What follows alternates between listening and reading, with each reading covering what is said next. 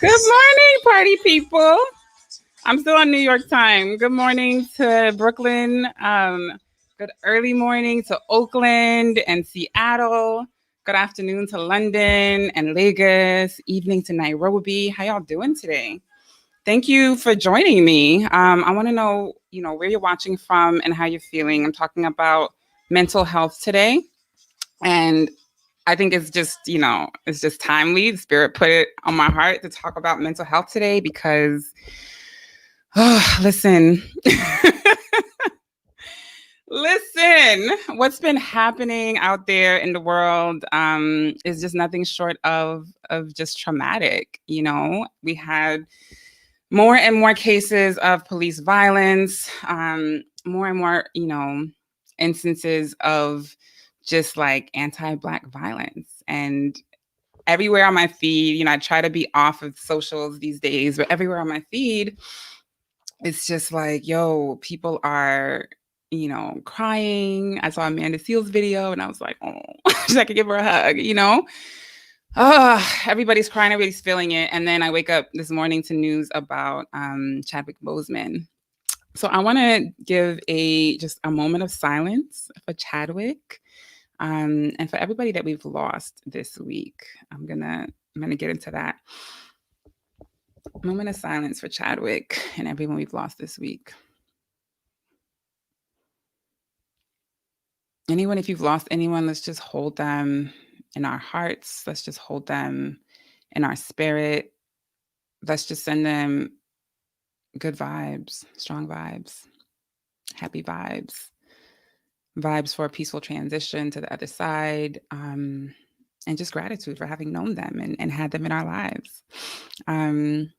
Grateful for Chadwick, grateful for, this moment. As traumatic as everything is and feels, I think it's so important, and it's such an opportunity for us to unplug and to plug into the source, plug into the truth, plug into God, because a lot of us are, not gonna make it to the end of the year. A lot of us are, this is just part of the journey.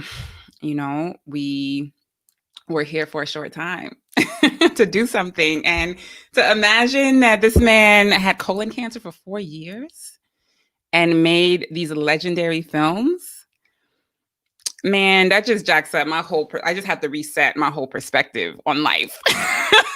Dead ass. If somebody could make Black Panther while fighting colon cancer, what are we complaining about? What are we complaining about? Everybody's pain is valid, but it's just super helpful. I was looking at photos of Chadwick, and it's just really helpful to look at like mind over matter, like Aya Daly was saying, and I quoted you in the post about Chadwick on nordpress.org. So go check it out. Mind over matter, and that's something I've been struggling with. I'm going to talk about mental health, like my journey with mental health. It's an ongoing journey. And just how mind over matter can help us like transition, and transform our circumstances so that we're not beholden to what we see, but we get to experience what we actually want. And so for me, even this last week, I'm not gonna lie, this last couple of weeks have been super challenging. So many transitions, so many things changing, and it can be very emotional. Like I love change, but if I'm in control of it. I love an adventure that I am in control of. And so being on an adventure where you're not in control, where you don't know how things are going to play out, that uncertainty, it can be really stressful and really taxing, right? So for those, hi, Ayo says peace, love, and life. Uzo says we need this today. Thank y'all for watching. I appreciate you. Anybody else who's watching, wherever you're from, drop an emoji. Let me know how you're feeling, or drop a number on a scale of 1 to 10. If you're feeling like, grateful, happy, everything is good, yes, that's a 10. If you feel like you're barely holding on, you might not make it to the end of the day, that's a 1. Let me know how you're feeling. This is an opportunity for us to just talk and, really engage on Black mental health. I'm going to talk a little bit about, like I said, my journey as a founder, as a single mom, as an immigrant, as a child of Nigerian parents. I have all the reasons to be like off the charts where mental health is concerned. And I'm sure if you're watching, you've had challenges, you have your reasons too. So I want to hear about your reasons. I want to know how you're feeling. Um, for me, I've struggled with depression for years. Like, depression is real. I used to be one of those people, you know how in the back in the day, they would try to tell us, like, stress wasn't real, depression isn't real. It's just like an emotional imbalance, something wrong with you. Not that there's something wrong with the way that we operate in this world. Hi, Naya. Not that there's something wrong with the way we operate in this world, but that there's something wrong with you as an individual. And so I want to talk about how fundamental depression is to like our society today, right? Like the fact that we are taught to be individualistic, the fact that we are taught to be competitive, the fact that we have to work to have a roof over our heads, like all of these things really are not like, they are not conducive to like, a default of happiness, right? And so these Western societies and this mindset, this philosophy of everybody for themselves, and get money, it definitely fucks up your mental health, right? Because the way that we were created to be in the world is to be in communion, is to be in community, is to be looking out one for the other. That's how we're wired. I'm gonna speak. Okay, I'm gonna say people generally, but I also wanted to speak for Black people because I haven't experienced life in any other race, in any other skin. But I know that African traditions, like, very, very focused on communalism. And once you separate the person from the community, of course you're going to get depression. Of course you're going to get, suicidal tendencies. Of course people are going to feel like there's no way out, because it's not enough to be surrounded by people. It's important to be surrounded by people who listen, people who are compassionate. And so if we're stripping compassion away from just norms, social norms, then yeah, you're going to have a lot of people who are depressed and struggling. So I'm just, I lived in Brooklyn for a really long time, and I had my daughter there. And New York is stressful. My ex-husband would say that God brings you to New York when he wants you to suffer, which I don't agree with, but I thought it was really apt considering like the journeys and experiences that we had in New York. I mean, I moved to New York with a suitcase, from California, and I didn't have no job. And it was like, I spent like a month and a half. It wasn't even that long that I spent looking. For that month and a half, it was like, oh my God, is anything ever going to work out? But I stayed fast and got a job, did all the things. And, eventually I was unhappy with the corporate life. Like, it was just unbearable for me. And then I quit. And that quitting, I mean, I had mental health challenges while I was on the job because it was like so miserable. Naya says New York is rough. New York is trauma. I'm still in love with Brooklyn for life, but New York will fuck up all your mental health if you're not careful. So yeah, I mean, I got a job. I was miserable on the job, and I was so isolated. I was the only Black person at my job. No, there was one other Black person. Everybody else was like, different colored immigrants. And I was just like this Black woman, again, like I always say, walking around with my Che Guevara books and my Che Antioch books and my military jacket. And they're looking at me like I'm crazy. And I'm like, you're crazy, whatever.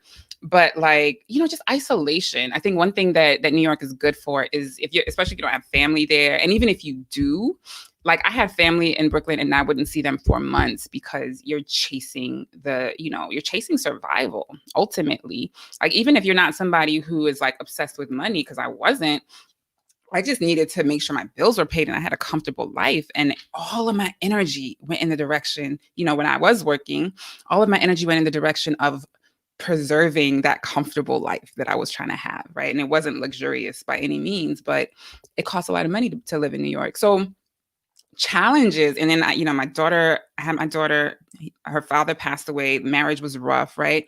So many different things that I've experienced personally, and so many different moments when I was just like, fuck this.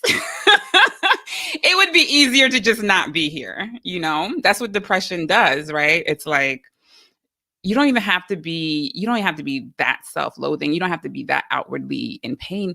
Sometimes you're just tired. Sometimes we're just tired. And I know Black people are tired right now. There's just there's just so much bullshit.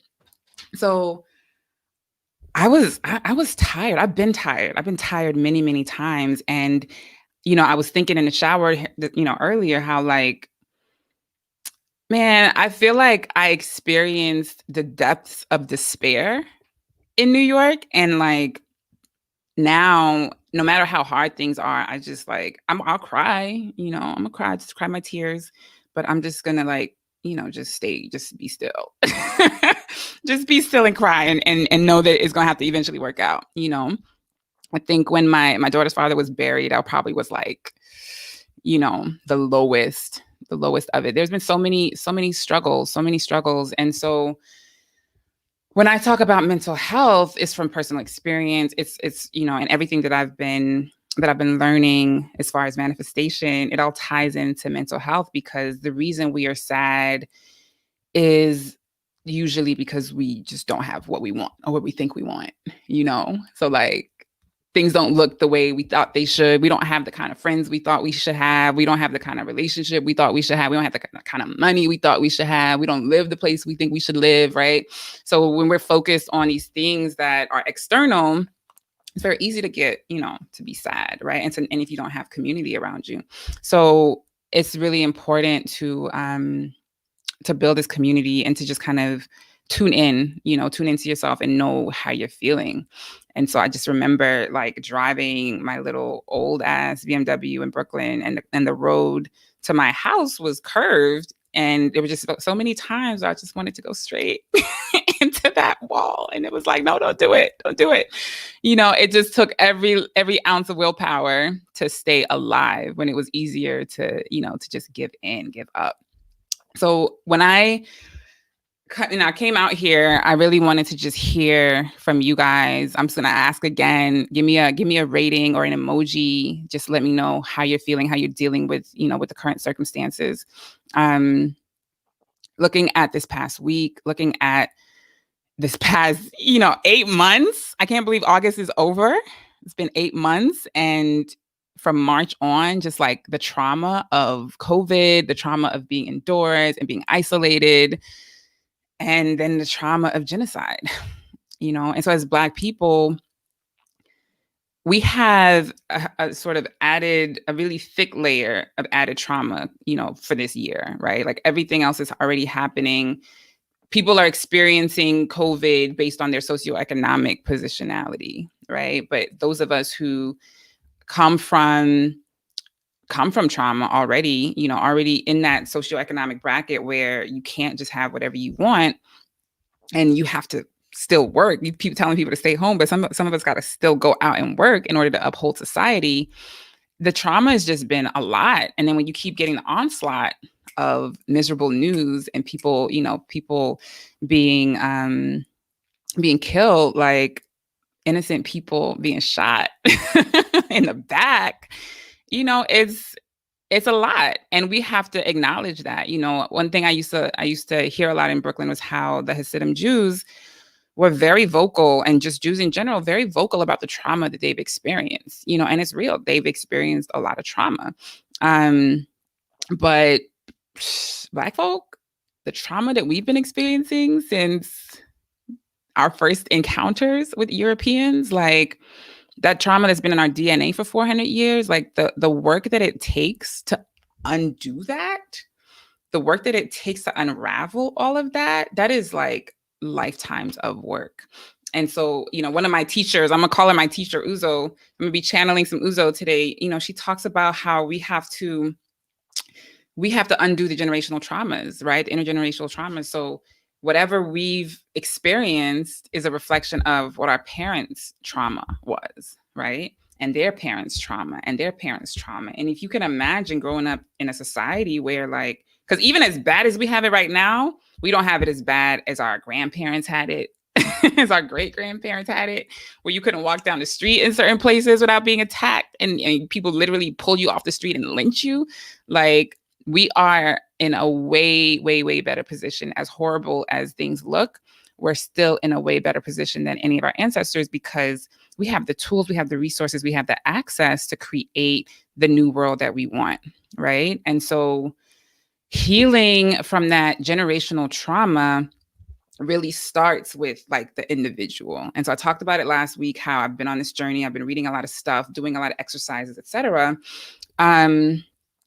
But it's a continual journey. I had therapy this week and my therapist was like, it's not like you heal. It's not like you do all this stuff and you heal everything and then you go off into the world. She said you have to take it with you. And that's something that I'm using this week. That's my big lesson for this week, is taking it with me. Taking the fear with you, taking the self-doubt with you, knowing that it's there, but being aware enough of it that it doesn't control you and it's not directing your subconscious, because you're actually aware of it. It's when we're not aware of these things that they really rule our lives and, produce outcomes, circular patterns, outcomes that we could have otherwise avoided. So mental health starts with you. It starts with acknowledging that you have trauma, acknowledging that you have pain, acknowledging that you need somebody to talk to. And, it's important to have friends and family who got your back, who are going to be there, who are going to listen to you. But I don't know. I just think the professional, the person who's been paid, who's studied psychology for years and got a PhD and who's paid to sit and listen, man, there's no better investment I've ever made in myself than therapy. So if you can find yourself a therapist, do that.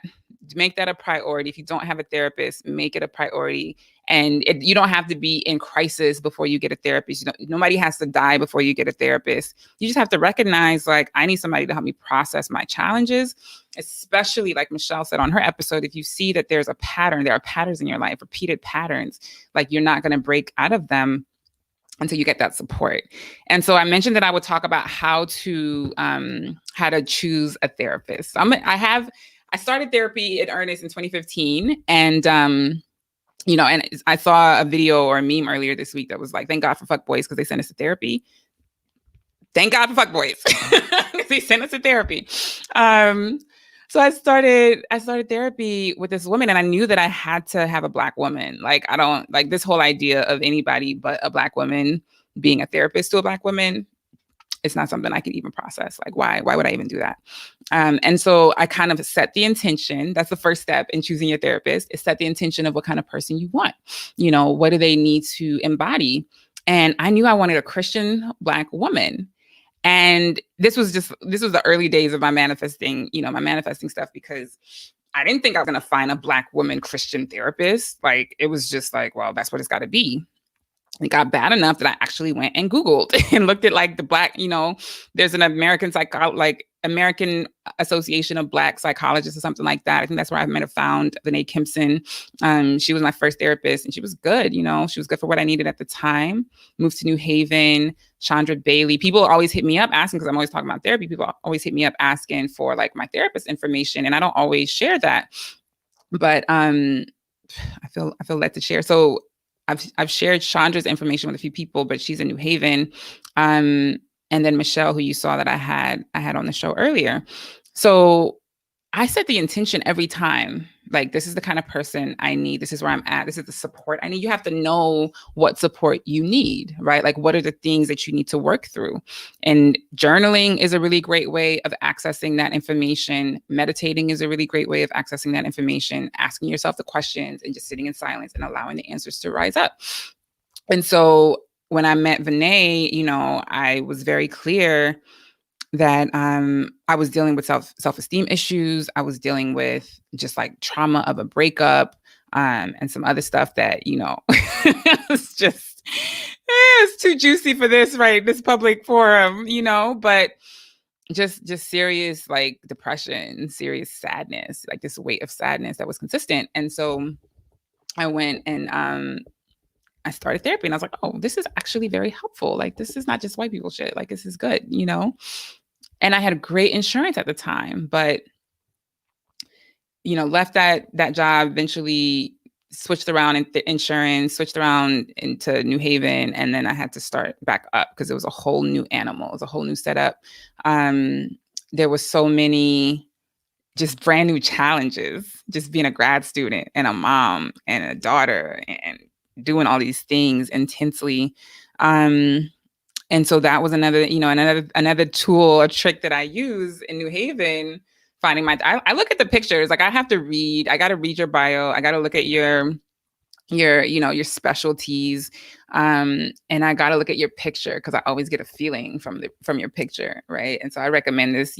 First of all, listen to your gut. If your gut says this is a good person for you, definitely listen to that. But yeah, with Chandra, I saw her bio, her picture, and I was like, I feel this, this feels right. And I always like people who have any specialization in family, because I have my daughter and I wanted her to see my daughter as well. So looking at the picture, looking at the bio, and just, and most therapists give you like the opportunity to do like an introductory call. So that doesn't cost you anything. So you call them and you're like, this is what I'm dealing with. This is why I need support. And, you just see where it goes from there. Are they warm? Are they encouraging? Do they allow you to talk? Do they allow you to finish your sentences? Because that's the first thing to go. If I can't finish my sentences, we cannot work together. Yeah. So, just feeling that vibe, feeling supported, feeling seen and respected is really important with any kind of therapist. So that's how you choose your therapist. Set the intention for exactly what you want support with and what kind of person you want them to be. And of course you got to go looking. So there's Ayana, which is a new platform for POC therapists. I'm gonna pull it up so I make sure I get the spelling right.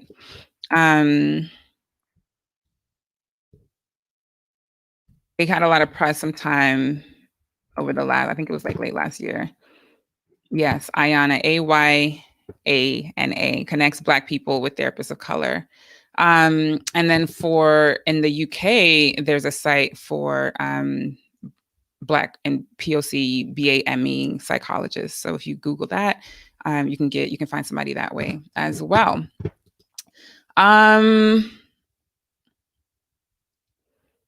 That's really what I got to share today. So if y'all have any questions or thoughts or anything specific that you want to hear about, I really wanted to get a check-in. Ayo said she's doing a 7. She's feeling a 7, which is actually pretty high considering how this week has been for Black folks. So that's good.